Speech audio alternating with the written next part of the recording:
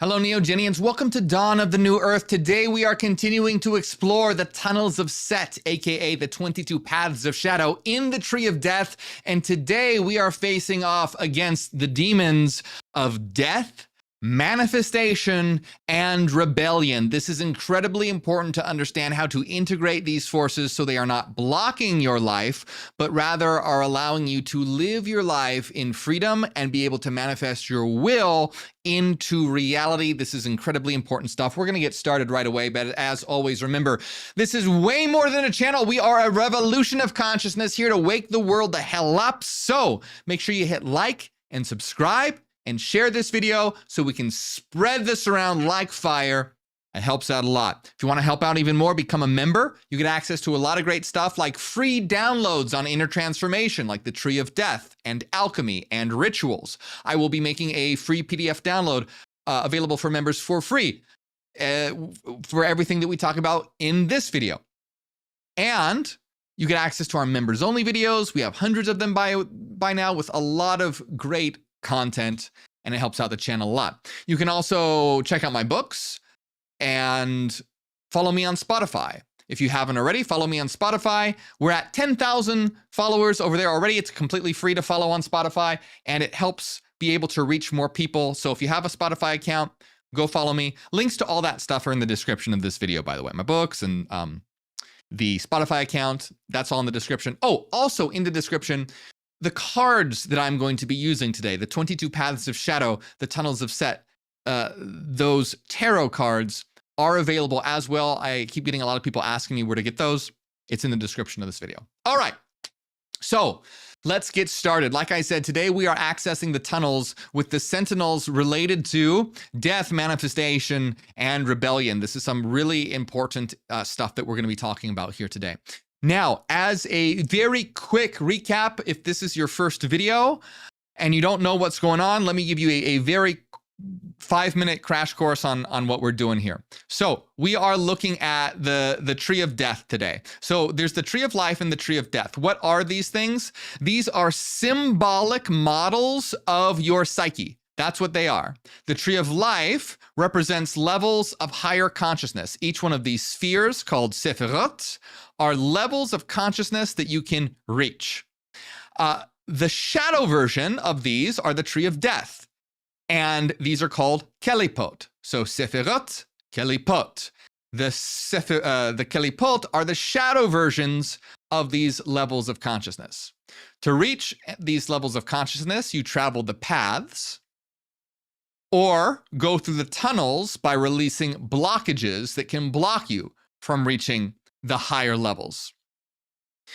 And that's what we are doing. And the reason why that we are doing this is because the unconscious communicates in symbols, not in language, but rather a symbolic language.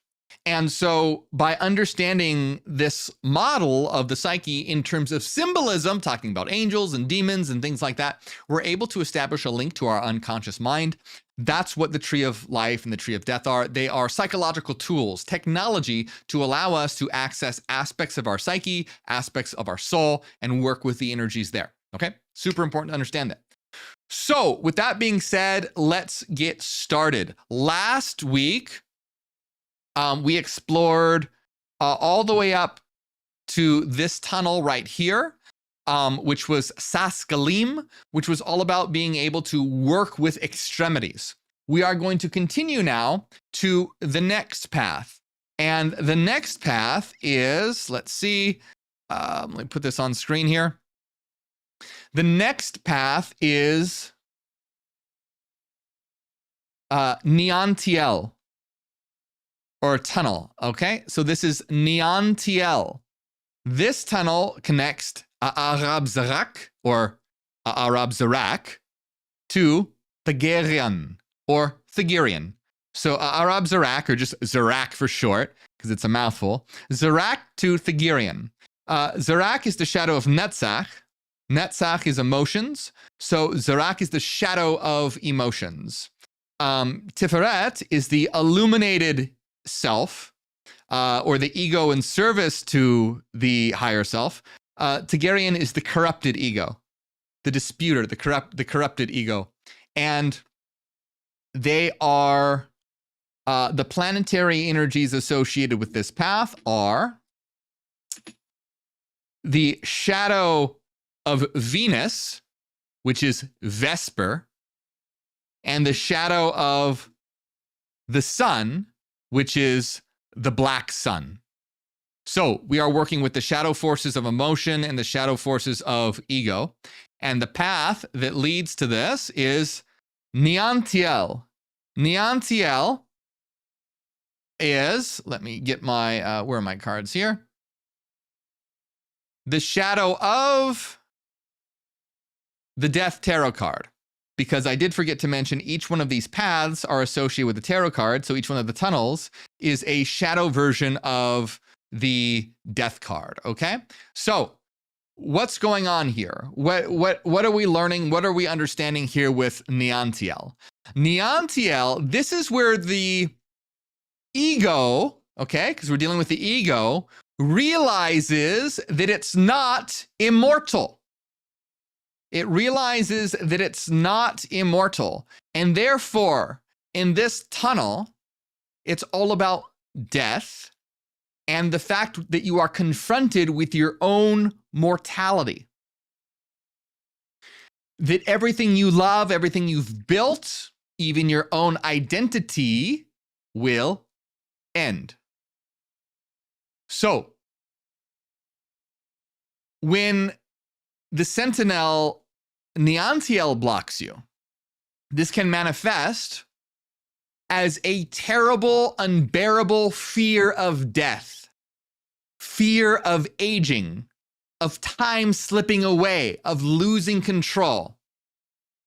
That's how Neantiel can block your path.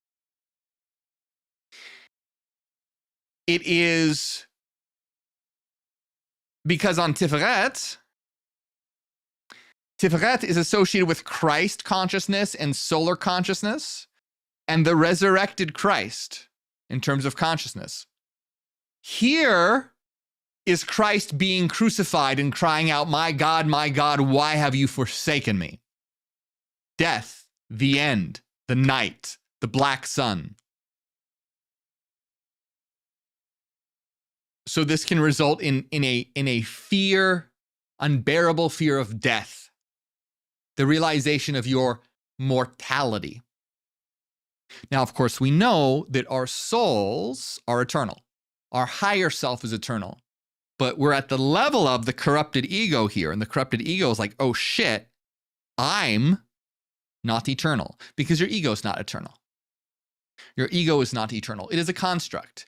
In psychological terms, it's simply a complex. That's all it is. There are many complexes with many functions in your unconscious. The ego is a complex associated with the center of your field of consciousness. So, Neantiel can block you by an unbearable fear of death. Or the opposite, which is an obsession with death. Becoming obsessed with death. Longing for it. I don't know what words I can say on YouTube or not, but the ideation of unaliving oneself. Both are distortions of the same energy of Neantiel. One clings desperately to life and fears death. The other longs for it. But both are ruled by fear. Fear of dying or fear of the weight of the world and the suffering in this life. But here's the thing to always remember, and I say this all the time, demons are not your enemy. First of all, they're part of you. Second of all, they think they're protecting you. Demons think that they're protecting you. So if you fear death, that's Neantiel trying to help you to survive.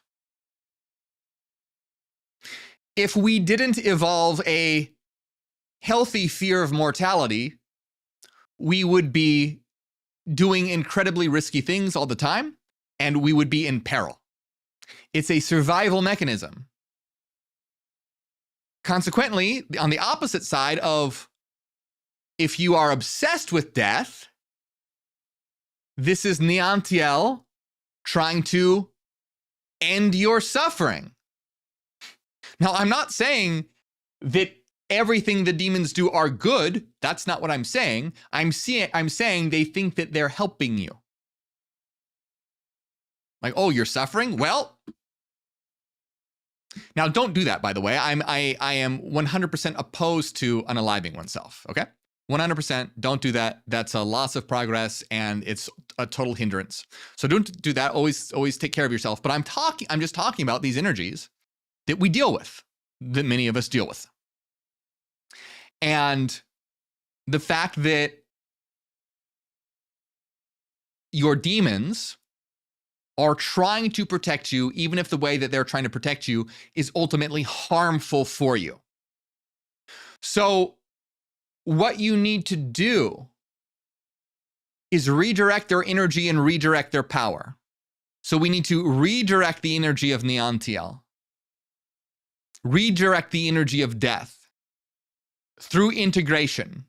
When you integrate the Sentinel, you gain their power. They're on your side in a way where they are healthily using their energy rather than in a way that hinders you.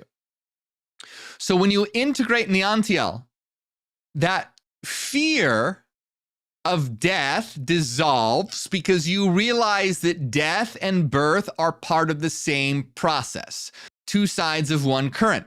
In other words, you start to understand the resurrection. And what I mean by that is, yes, the sun, remember we're dealing with the energy of the black sun, the sun, it dies every night, descends into darkness. But then what happens? It's reborn in the morning. This is why Christ is often represented by the sun, whole new meaning to Son of God, because the sun is representative of death and resurrection. It dies every night and is reborn every morning. It is the ego that is transforming through processes of death and rebirth. And we're also, though, dealing with the energy of the shadow of Venus, which is Vesper. Vesper, if you don't know, refers to Venus in the evening, while Lucifer refers to Venus in the morning. So though there is night, though there is the black sun in the darkness, though there is Vesper, morning star in the night, there is also Lucifer, morning star in the morning, Venus in the morning, and the sun rising on the eastern horizon.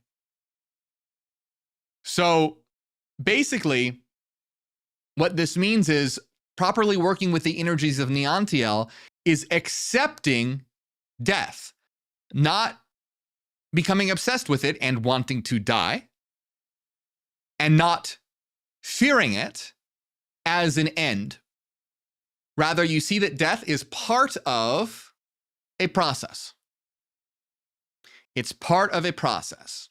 So, on a psychological level, integration means you gain the power of Neantiel. You gain the power of death. Not literal death, but the ability to let go, to end, to shed old forms of yourself and be reborn again and again. You realize that the ego isn't something fixed. It's a tool, and it's a canvas for creation.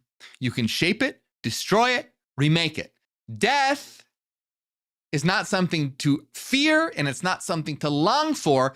It's rather the engine of transformation. So the proper integration of Neantiel is realizing that you are eternal, thus no longer fearing mortality, and also realizing that we are eternal and that we are playing this game of life. And so death is not an end. Therefore, the obsession with death is futile because you're not going to end at death. You're going to continue to persist. Not only that, though, you realize that reality is a game. And so all that struggle that you face gets reframed instead of tortuous as, oh, this is a game that we're currently playing. So by integrating Neantiel, you are integrating the power of death, but not literal death. So in the Gospel of Philip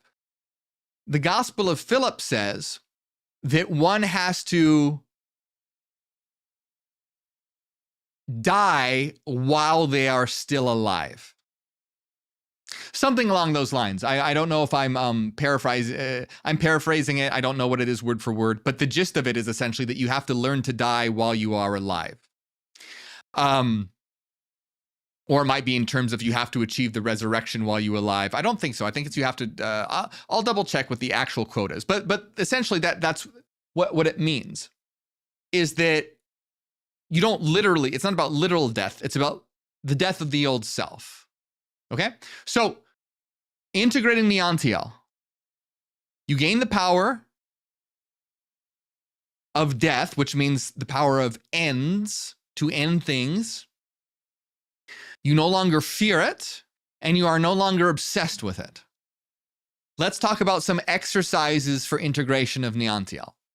As always, remember that these are just ideas to get the ball rolling.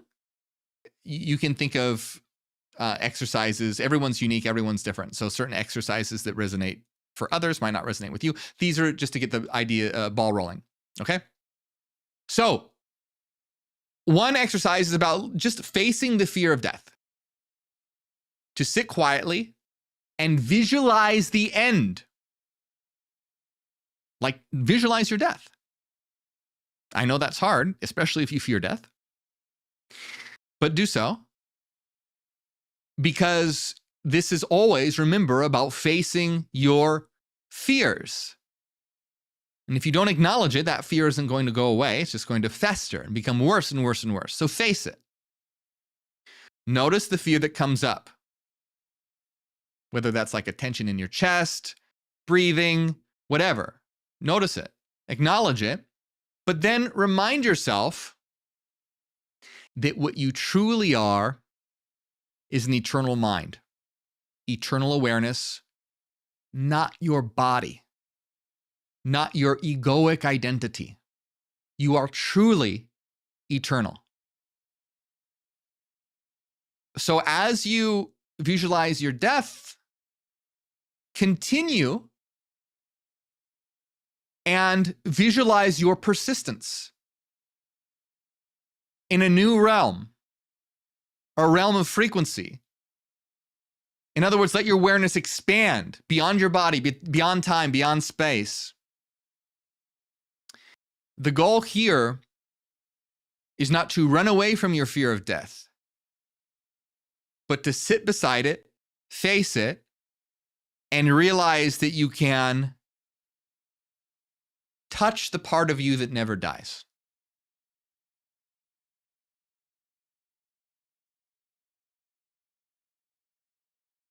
Okay. By the way, part of this as well can be in terms of also parts that can help, things that can help are altered states of consciousness or psychedelics. Remember, don't do anything dangerous or illegal. Those aren't for everyone, but they can be helpful. Meditation, trance states, psychedelics, because this often shows people an existence beyond the material and helps them realize that your eternal self extends beyond the physical. Okay? So it's about facing the fear of death. Now, let's do another exercise to free yourself from the obsession of death, obsession with death. This is on the other end of the spectrum.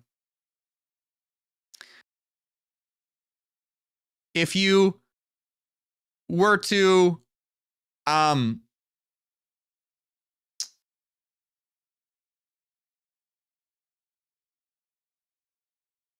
if you are fascinated with death, if it's this thing that you fantasize about because you have a hard time in life, right?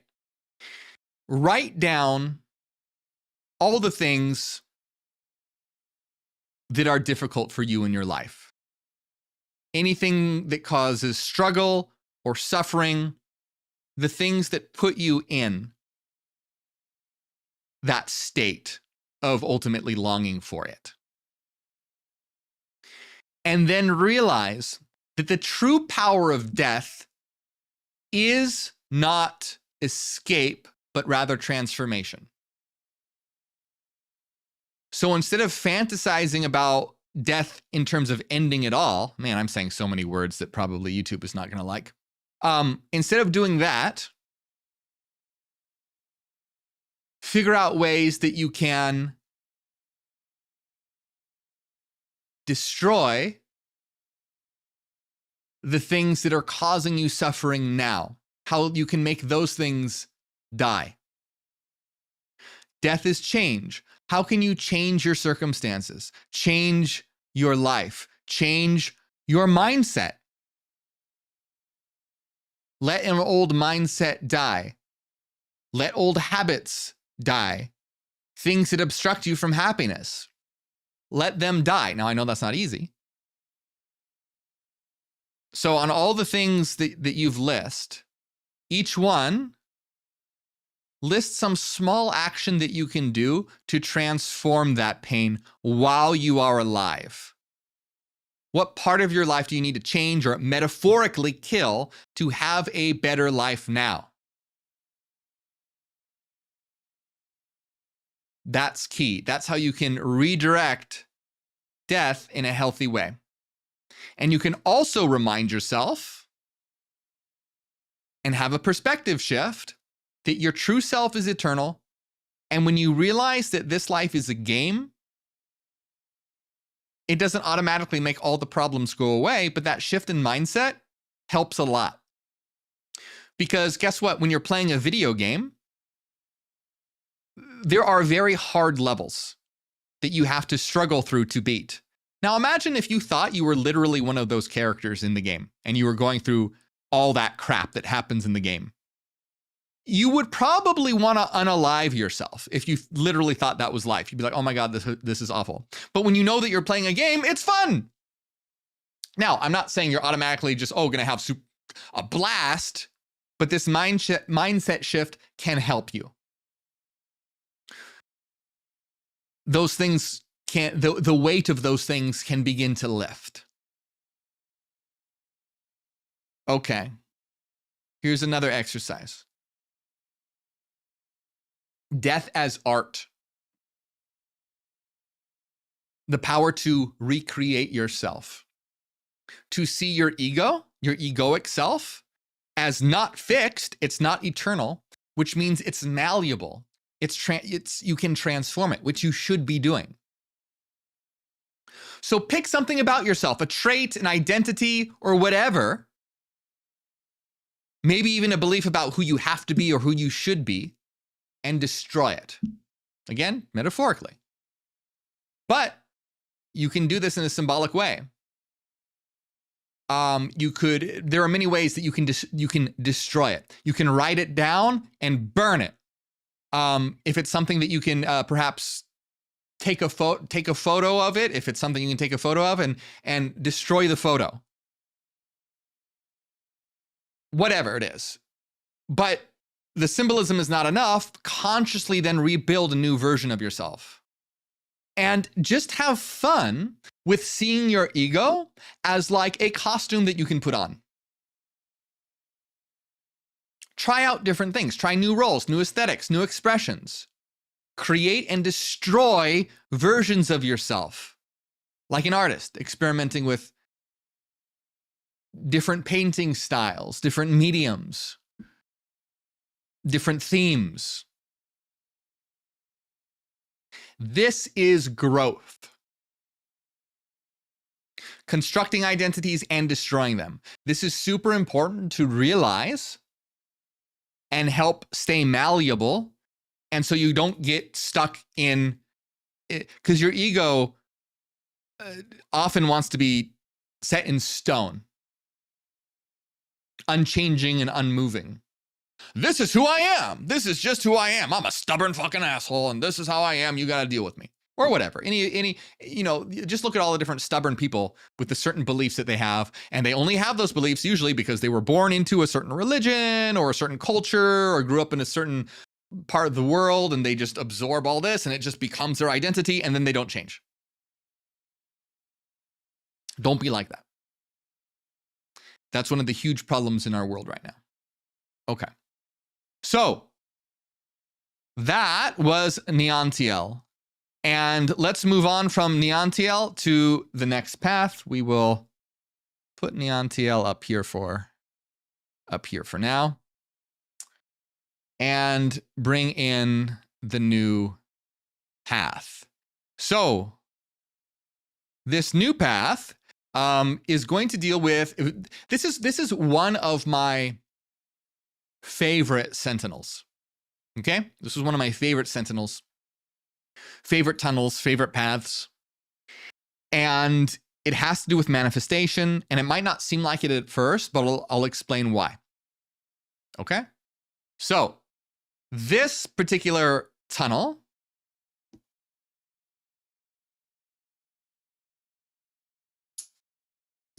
connects Samael and Qlippoth, right? And it is represented by Malkunafax. Malkunafax is the sentinel of this tunnel here.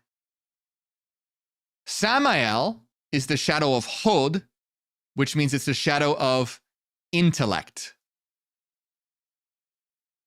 Qlippoth is the shadow of Gevurah, which is the shadow of will. So this is corrupted will. Gevurah is already pretty dark. It's strictness, severity, will. And Qlippoth is essentially tyranny, corrupted will, cruelty. This is a very intense path here, okay? Very intense path. In terms of planetary energies, we're dealing with the shadow of Mercury, which is mercurial poison. And we're dealing with the shadow of Mars, which is rust Mars. Mars rust. The Mars has its red color because of rust, rusted iron. All right. So what are we talking about here with regard to this? We're dealing with the energies of the toxic intellect meeting rigid, controlling will. Malkunafax is, in terms of tarot, the shadow of the hanged man.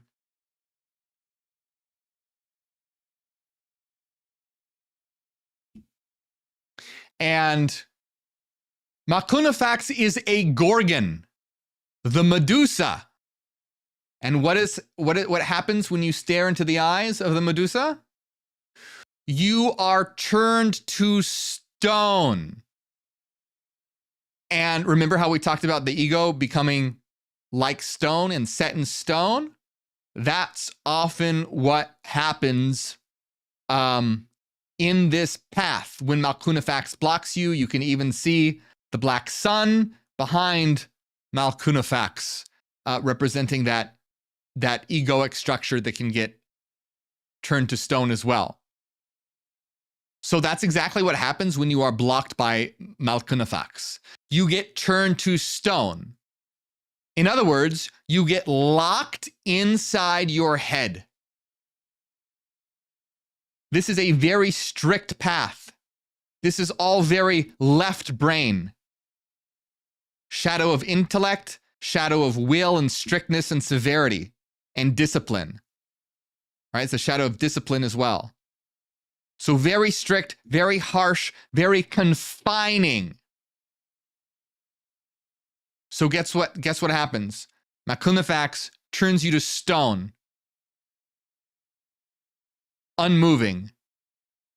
No imagination. No dreams. No intuition. Just rigid thoughts. Rigid rules. Rigid categories. And that idea that it's my way or the highway mentality. So working with the energies of Qlippoth occurs when you have become rigid, set in stone, and you are lacking in dreams and imagination and intuition. This is the problem with Qlippoth, is that when you are in this particular tunnel and dealing with these energies here, is that it can also really, because, okay, so this is associated with tyranny. And this is associated with the intellect. And it's associated with severity and strictness. But the problem here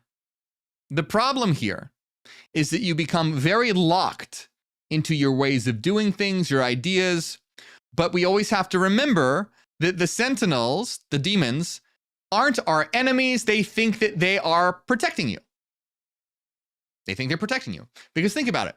To be turned to stone, in her logic, is to be safe. That's armor, walls, shielding you from feelings, the chaos of the unconscious, and structure, what you're familiar with, feels safe. Okay? But when you integrate Qlippoth, everything changes. Remember, we are the higher self going through this journey, recruiting all of these sentinels, all these demonic forces in our army. If you want a different analogy, you could be in our family or in our orchestra. Army, family, orchestra, whatever resonates with you. But these beings are a part of you. These energies are a part of you, and it's about gaining their power. So when you integrate Qlippoth, everything changes. And she is incredibly powerful when you integrate her. Incredibly powerful when you integrate her. Because look at this. It's a bit hard to see because the card is very dark, but she's standing in a pool of water.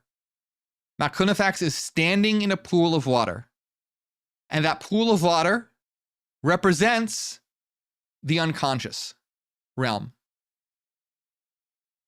And when you gain, and notice that water is the opposite of what? Stone. It's complete opposite. Rigid stone versus flowing water. So, when you integrate the power of Qlippoth, instead of being turned to stone by her gaze, you gain her power. Her power of water and stone. So you learn, by the way, I don't always talk about this, but there's astrological associations with all this as well.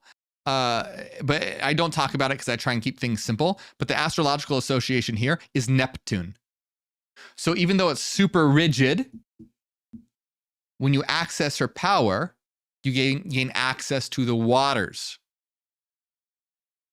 But specifically with Qlippoth, when you integrate her, you gain the power of water and stone. You are the Gorgon's eye. And so you're able to descend into the waters of the unconscious. And you're able to descend into the dream world without getting lost in it. And that's the key. You're not getting lost in it, because so many people without any kind of structure, they just spend all their time in imagination and emotions, and they get lost in the dream. The power of MorgueOfficial combines stone and water, the power to go into the unconscious, but not get lost in it. So let's talk about this for a minute. You can let go of control by integrating MorgueOfficial. You learn to let go of control and bypass the egoic left brain modes of thinking.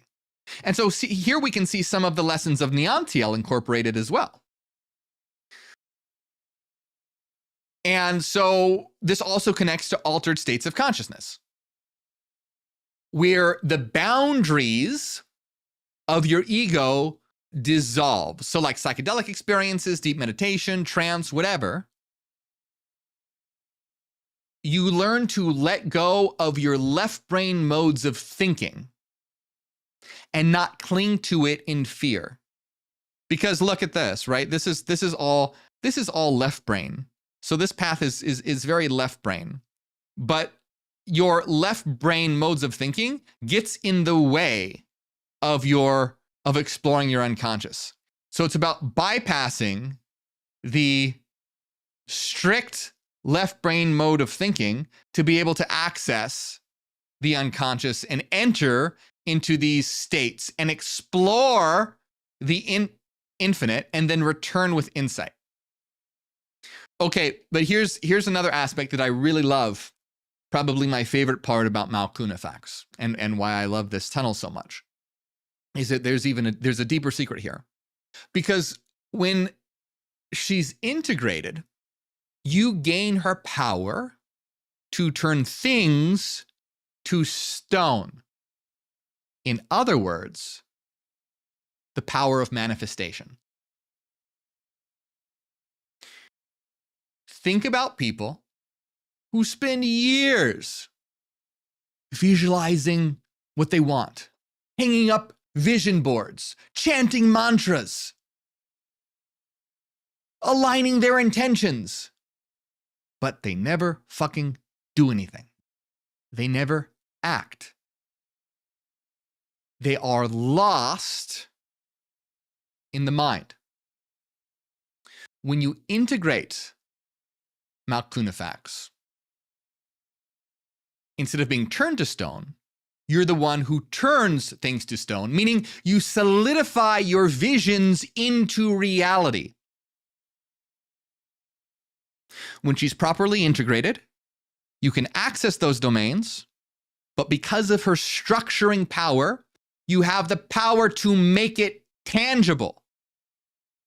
You don't just think it, you write it, you build it, you paint it, you publish it, you say it, you upload it, whatever.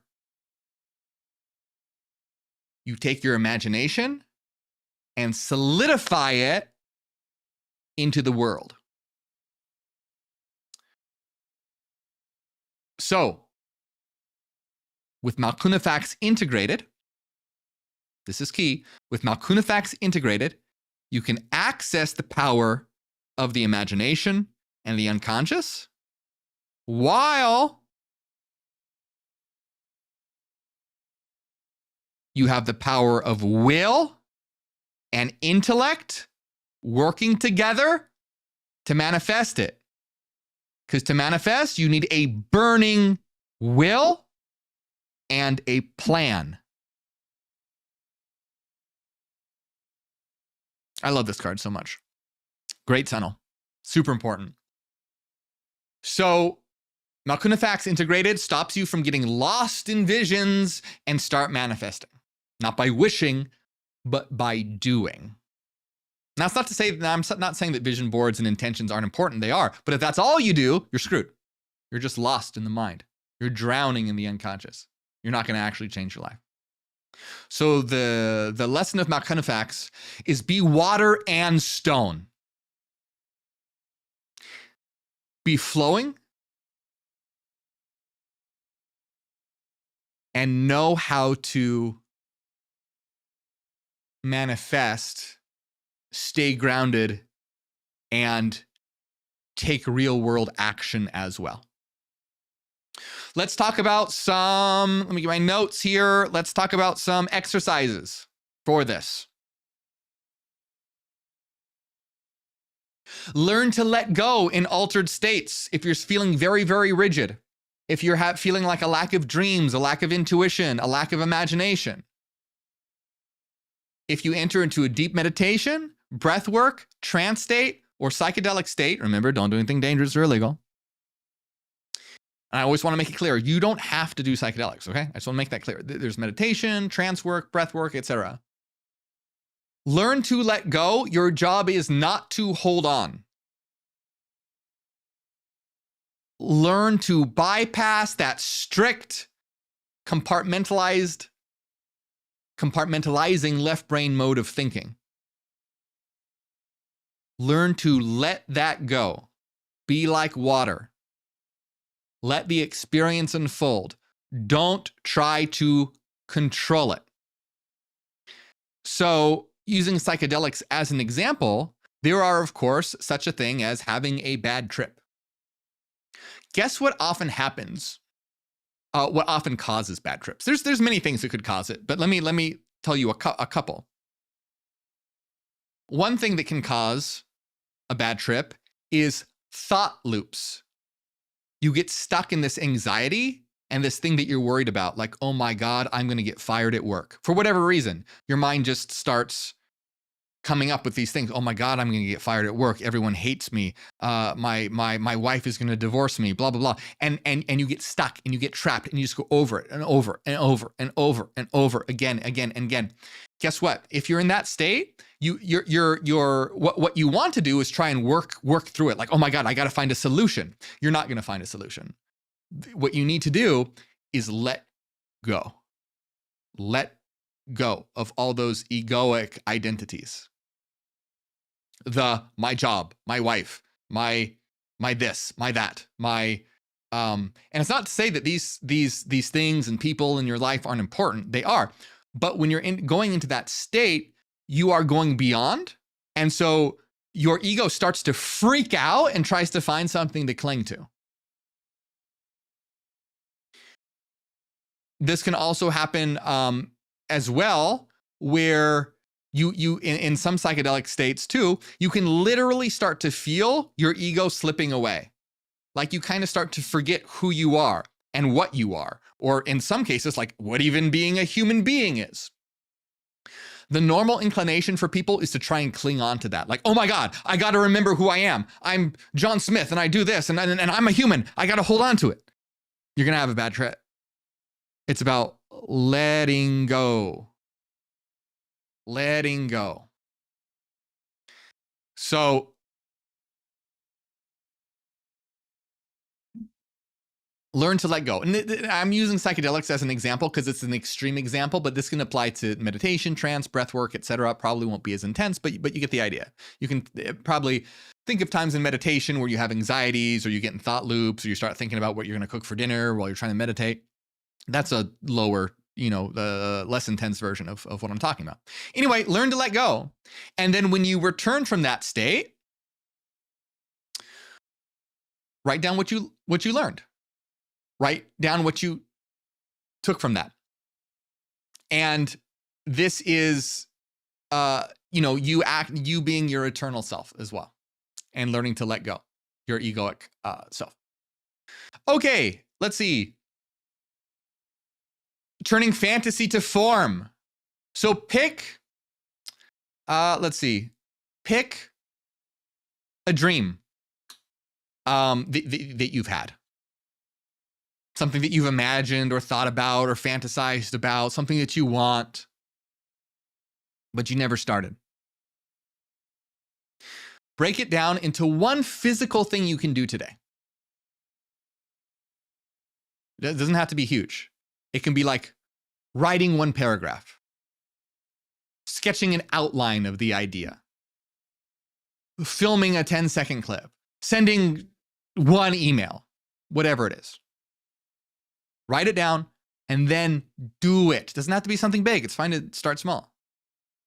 The point is to move the energy out of your head into the world. That's how you take Malkunifex's power, the Gorgon's eye, to turn imagination to stone. In other words, make it real, manifest it. Let's see.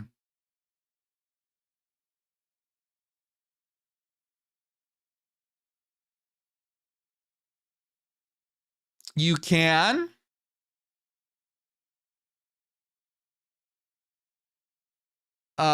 balance water and stone. Balance water and stone. So during your day, just going about your day, notice when you're too rigid, unmoving, like a stone. Maybe you're being stubborn about something. Maybe you had a fight with your partner, you're being stubborn, or you're having a disagreement in perspectives or whatever. Think about when you're being too rigid, or the opposite, too scattered, too all over the place. If you catch yourself overthinking, pause, breathe, let go, and try and enter into that watery state. That state of no longer being rigid, able to flow, see things from other people's perspectives, having a change of mind.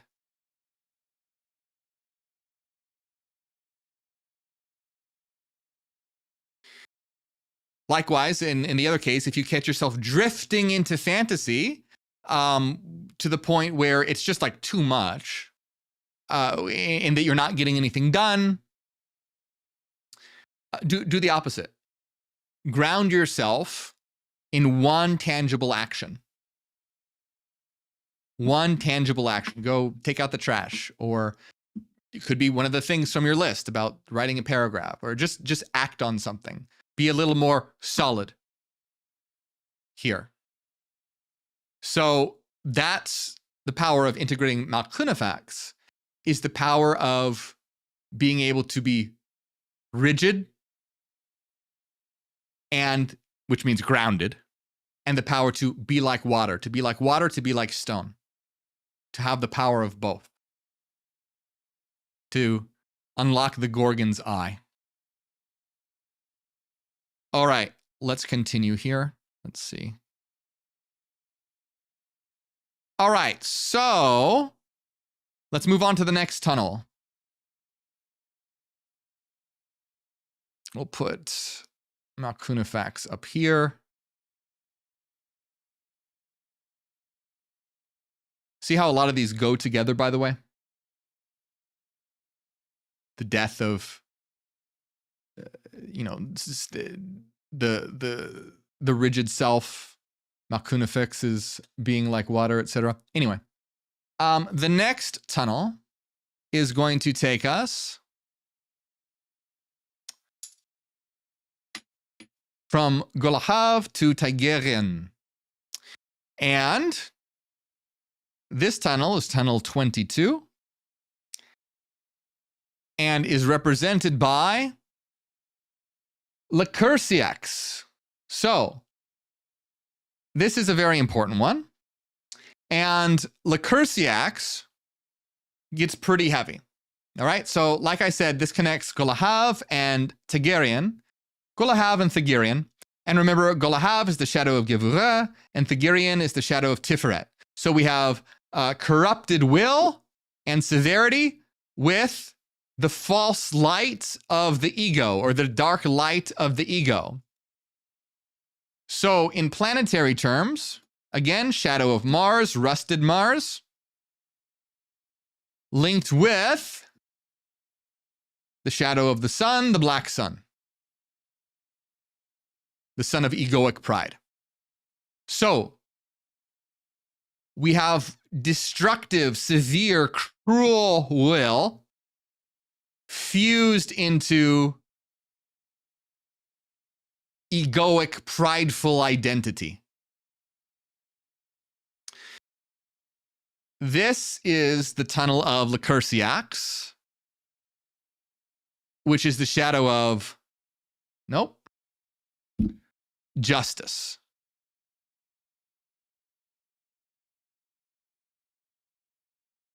So, what was once a structure of discipline becomes a web of control. I don't know if you can see, again, the cards are very dark here, but if you can catch out the details, there's a web behind Lycursiax, and Lycursiax is holding a sword in one hand and scales in the other, but the scales are also webbed together. They are stuck together. They are confined by a web. So what happens here is when this web of control or laws don't protect anymore, but strangle. The justice of Gevura twists into Golahav, into vengeance, tyranny, and order at any cost. And because it's tied to Thagirian, the ego gets involved. It's personal. And guess what? We see this energy really strongly in the world today because it's very fascistic. My system is right. My side is righteous. Everyone else deserves the sword. So when Lycursiax blocks you, that's what happens. You become a soldier of the status quo. You defend a system that traps because it feels safe or because it flatters your ego. You fool yourself into saying, oh, you're bringing order, but you're building a cage. That's why this tunnel is so dark, because it makes cruelty feel like duty.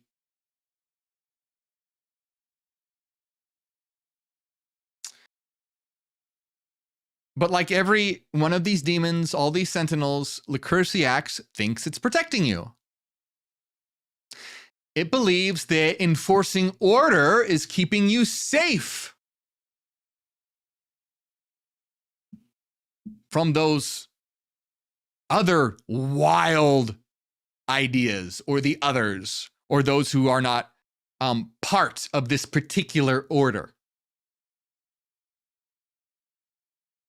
Lycursiax thinks it's defending you. Destroy your enemies. Cut down anything that threatens your world. But when you integrate Lycursiax, then it all changes. Because instead of being trapped by the web, you become the spider. And in doing so, you realize that structure without compassion becomes rot. You begin to see how many systems, whether they are social, political, religious, or even personal, have twisted justice into vengeance and punishment, and order into oppression.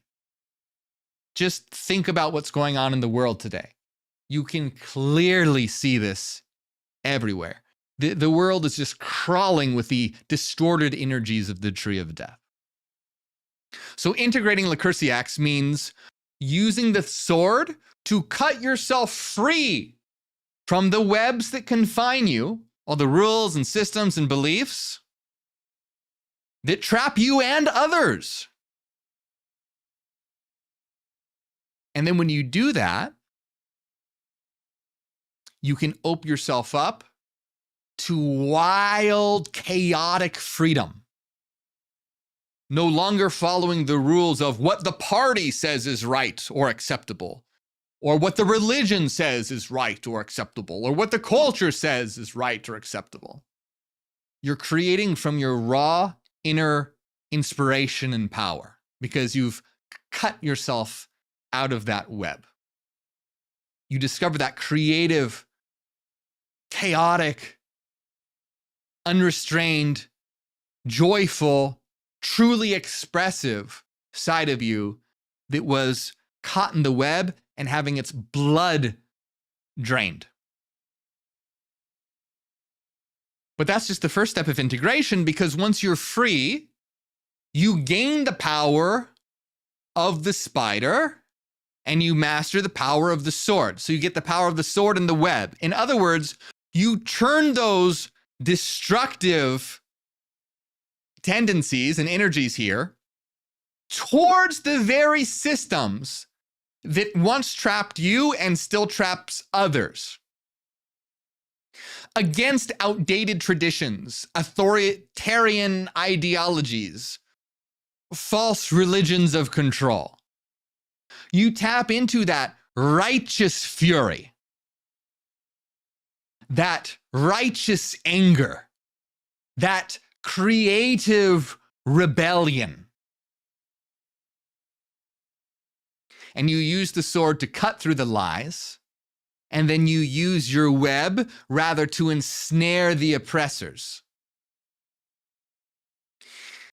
You destroy anything that's outdated, what's choking life, whether that's a belief, a system, or even on a psychological level, a habit inside yourself or a belief about yourself. All right, so let's talk about some exercises. Cut the web that confines you. Take a notebook, write down every rule that you live by. But start with ones that are like, I have to, or I should, or I can't. Go through the list and ask yourself all these rules. I have to do this, I should do this, or I can't do this, or I must do this. And ask yourself, like, oh, I cannot sin, or I must get married, or I must make an X amount of money, or I must become a doctor, or whatever. And ask yourself, who taught you this? Is it your religion? Is it your political affiliation? Is it your parents? Is it your teacher? Is it a culture?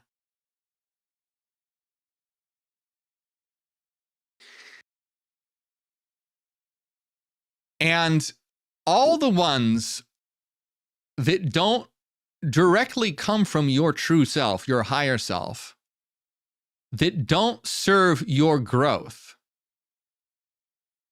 cross it out. Tear it up. Symbolize its destruction. If you want to get real symbolic, cut it up, taking the sword to those webs.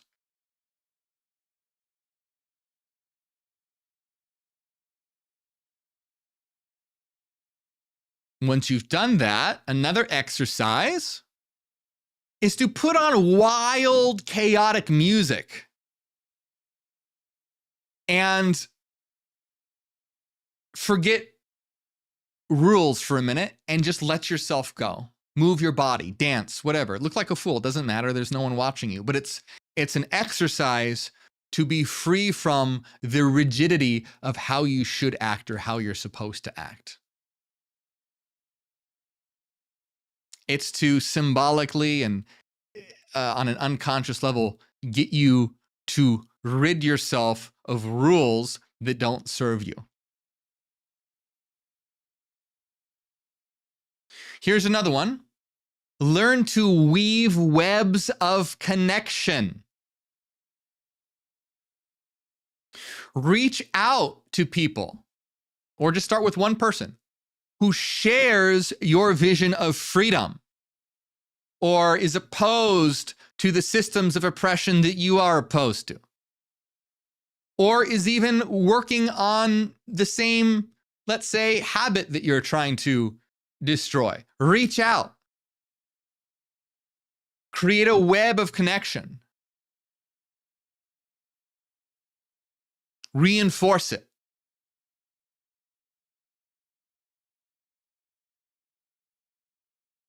Another one, destroy habits that keep you confined. Pick a habit that feels like a trap, something that ensnares you. Could be doom scrolling or overthinking, self-criticism, overeating, binging TV, drinking too much, doing too many drugs, whatever. Some habit that you feel like is sucking the blood, that has ensnared you and your blood is being drained. Don't shame yourself. This is not about, don't be ashamed. Don't shame yourself. Remember, all of these things are demons that are trying to protect you. Oh, you feel bad? Go eat some food, you'll feel better. Oh, you're really sad? Go shoot up some heroin. It'll make you feel better. Don't do that. I'm pretending to be a demon here, okay? But you see, the demons they think that they're protecting you. So anyway, don't shame yourself. Acknowledge it. Recognize that the habit is a false protector trying to help you, but doing harm. That's the key to have that mindset flip here. Because you have to realize that you go to these things because you're trying to feel better. It feels safe. Or it feels, gives you fleeting happiness, or it numbs the pain. But you have to realize that this energy is not directed correctly. And while you are unconsciously thinking that it's a protective mechanism, you have to get your unconscious content to realize that energy needs to be directed. And again, this involves symbolically going into a state, confronting that part of yourself as the higher self, and not condemning it or trying to destroy it, but being like, hey, I know you're trying to protect me, but this isn't how we're going to do anything anymore. This isn't how we're going to do anything anymore. Do things anymore. I have the authority of my higher self. I am the higher self. So let's redirect this energy.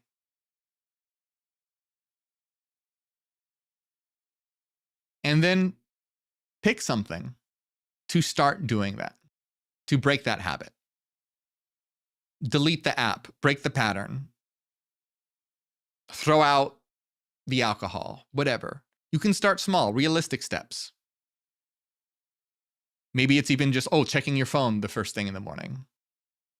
It's probably when I should stop doing. But importantly, then, learn to redirect that energy or replace it with something else. Movement, art, creation, etc. You need to do something with that energy. You need to redirect that energy. So find something healthy to move that energy towards. You acknowledge it, you realize what it was used for, and so now you have that energy freed up and you direct it towards something else. All right. So that is the power that you achieve when you integrate Lycoursiacs. So taking a look here at the different Sentinels that we have explored, Neantiel, MorgueOfficial, and Lycoursiacs as the shadows of the paths of death, the Hanged Man,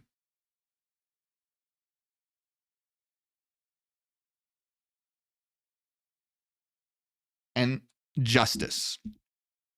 And you'll see that all of this is very much about no longer being rigid, learning how to let go, whether that's of a fear of death or an obsession with death or rigid patterns, understanding how to flow like water and manifest, or cutting yourself free from oppressive, confining systems that have perhaps brainwashed you.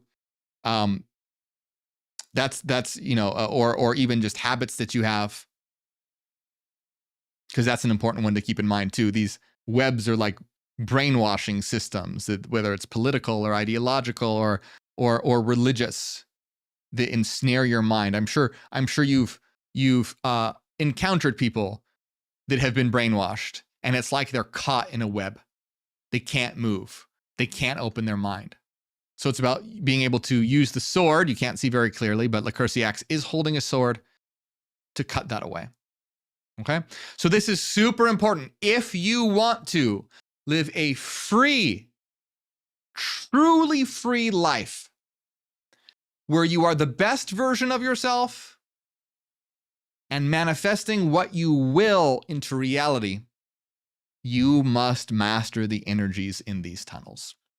Now, real quick, I know it's silly, but I just want to say again, we talked about a lot of stuff that dealt with some dark things like unaliving, etc. Remember, whenever I say kill or destroy, that's metaphorical. Always be safe. Always take care of yourself. Don't do anything dangerous. Don't do anything illegal, etc. But I think we're going to end this one here. If you guys want to continue, we will continue with 3 more paths next week. Those ones are incredibly interesting. And remember, this is way more in a channel. We are a revolution of consciousness. We're waking the world the hell up. So hit like, subscribe, share, spread this like fire. Go follow me on Spotify right now. Go do it. Link is in the description. It's totally free to do. Helps out a lot. If you want to help out even more, become a member. You get access to a lot of great stuff like free downloads on the Tree of Death and rituals and alchemy. I'll eventually be making a download for this video that we talked about here, summarizing everything. And you can also check out my books. My books are available on Amazon. Links to all of this are in the description of this video. Thank you all so much for your support, my friends. Big shout out to all of you, especially... Nope, that's not the right button. Renaissance Fairy, Cassidy, Angela, Dallas, Nucelina, Chris Magistus, Eric, Zombie Ninja, Happy Ninja, Sandy Reed, Solphilia, Toronado, Sarah, Son of God, and Solange, and everyone else. Thank you very much, and Ad Astra.